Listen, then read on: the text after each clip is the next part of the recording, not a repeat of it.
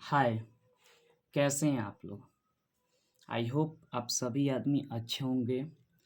और आज के क्लास में गाइस, जैसे कि मैंने पिछले क्लास में वर्ब को ग्रुप में बांट दिया था। स्ट्रॉन्ग वर्ब को, वर्ब के बारे में कुछ जानकारियाँ ली थी, वर्ब के बारे में जाने थे।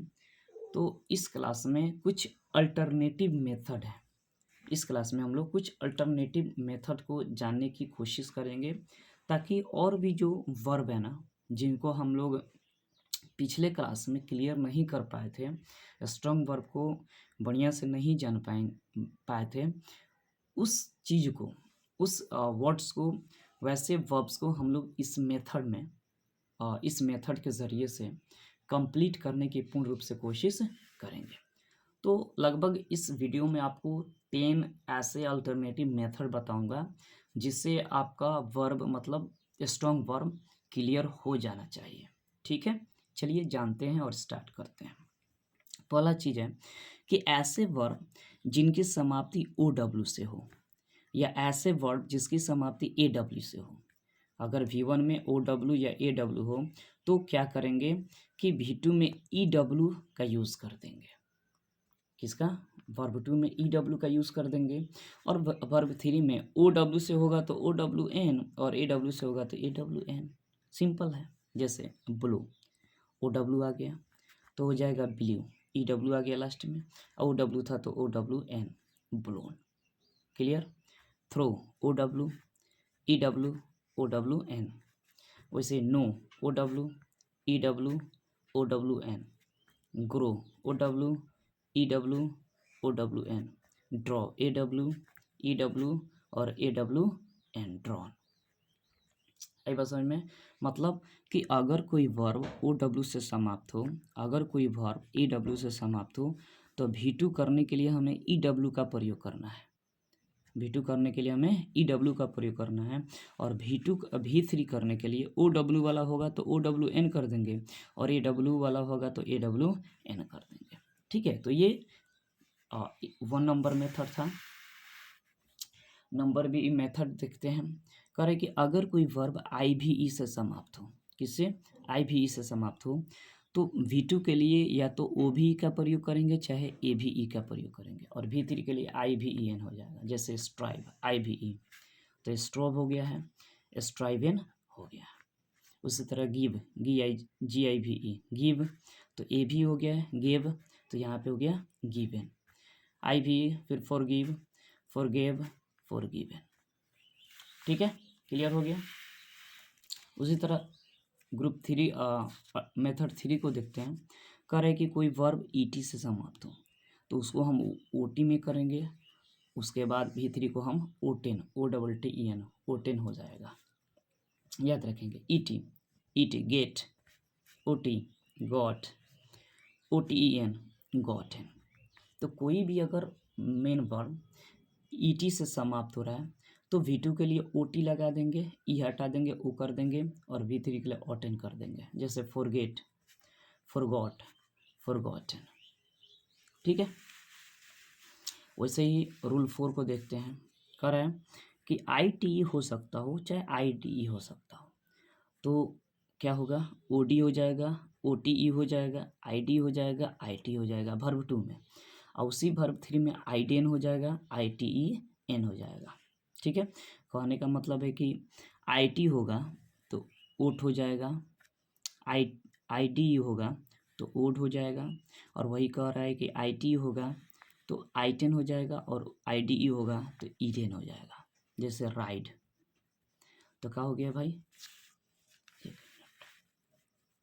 Ride, rode, ridden, write, wrote, written, bite, bit, bitten, hide, hid, hidden.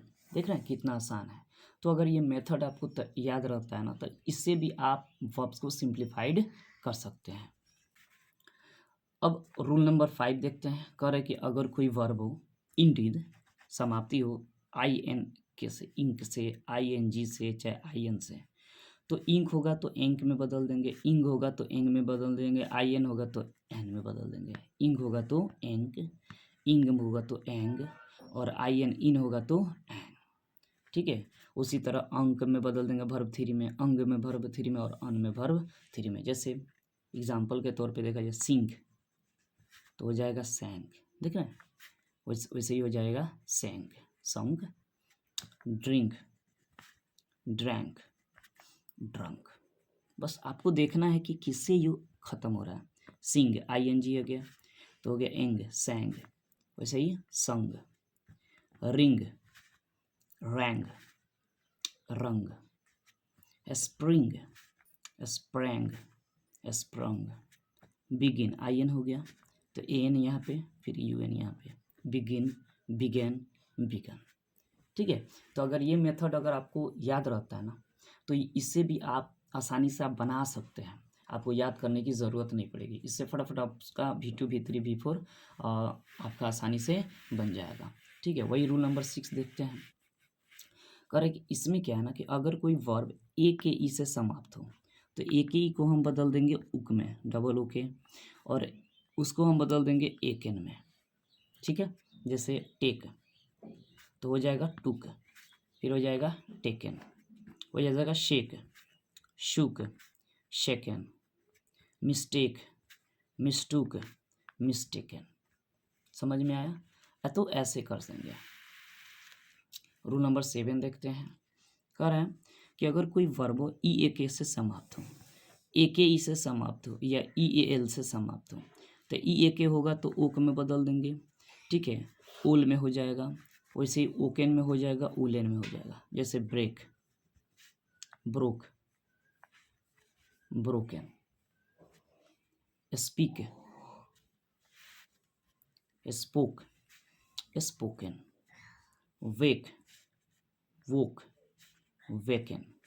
Steel, stole, stolen. तो इस तरीके से अगर आप याद रखते हैं तो आसानी से आप वर्ब के पार्ट्स को बना सकते हैं।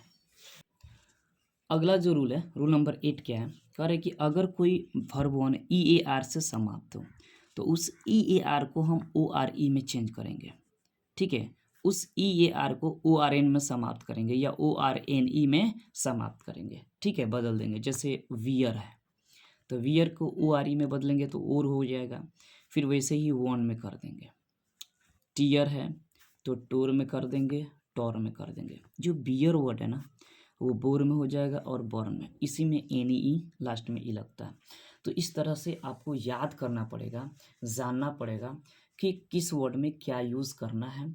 अगर आप इस तरह से अगर आप याद कर लेते हैं तो आई होप कि अंग्रेज़ी के जितने भी डिफ़िकल्ट वर्ड्स हैं, वर्ब्स हैं, आप उसको आसानी से V2 V3 और V3 बना सकते हैं। जैसे अगर 9th में कह रहा है कि कुछ वर्ब्स ऐसे होंगे जिसमें डबल ओ एस ऊज का प्रयोग होगा, तो उसको हम V2 बनाने के लिए ओज कर देंगे और V3 बनाने के लिए ओजन कर देंगे। जैसे चूज, चूज, चूजन। ठीक है, वही अगर 10th नंबर मेथड को देखा जाए तो कह रहा है कि अगर कोई verb to O U G S T, A U G S T, A U G H T, O U G S T ऐसे कर देंगे V2 और V3। जैसे seek, sought, sought, think, thought, thought, buy, bought, bought, fight, fought, fought, bring, brought, brought, catch, caught, caught, teach, taught, taught. ठीक है, तो ये लगभग 10 मेथड्स थे जिसको हमने सिंप्लीफाई करने की कोशिश किया। आई होप ये भी आपको तरीका, वर्ब के आसान करने का तरीका आपको अच्छा लगा होगा और ये भी क्लास आपको अच्छे लगे होंगे। तो लाइक ज़रूर करेंगे और दोस्तों में शेयर करें और पढ़ते रहें, सीखते रहें और कोशिश और भी करें कि आप सिखाते भी रहें। मैं तो पूरी कोशिश करूँगा कि मैं आपको सिखा दूँ।